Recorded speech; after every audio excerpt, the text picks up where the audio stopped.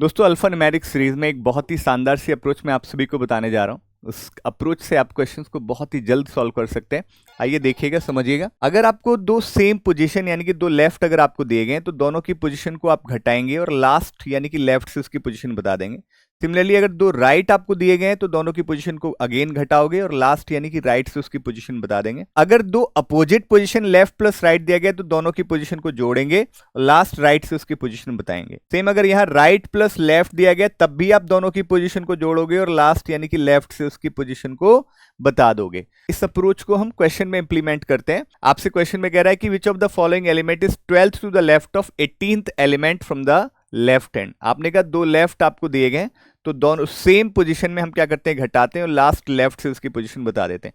18 में से 12 गया 6, यानी बाएं से आपको जो है बच्चों छठा बताना है। 2 4 5 6 आपका ऑप्शन में नहीं है, none of these should be right. Again एक और क्वेश्चन आपसे कह रहा है कि यदि सभी वॉवेल को स्किप कर दिया जाए तो which of the following will be third to the left of 10th element from the right hand. आपने कहा दो अपोजिट पोजीशन के केस में रोहित सर क्या करते हैं, हम दोनों को जोड़ते हैं और लास्ट यानी कि राइट से उसकी पोजीशन बता देते हैं। तो आपने कहा कि सर वॉवेल को हटाकर हमें क्या बताना है, 3 + 10 यानी कि दोनों की पोजीशन को जोड़कर कितना हुआ 13।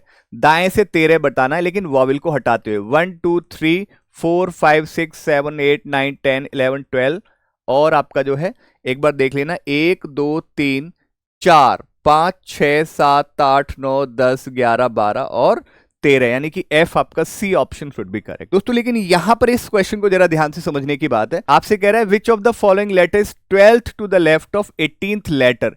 यहां पर बात एलिमेंट की नहीं हुई। अगर बात एलिमेंट की होती तो तीनों आपके इसमें शामिल होते हैं, लेटर भी, नंबर भी और सिंबल। लेकिन यहां पर उसने स्पेसिफिक लेटर को बोला है कि आपने बताना है 18वें, बाएं से 18वें लेटर के बाएं 12वां लेटर आपको बताना है।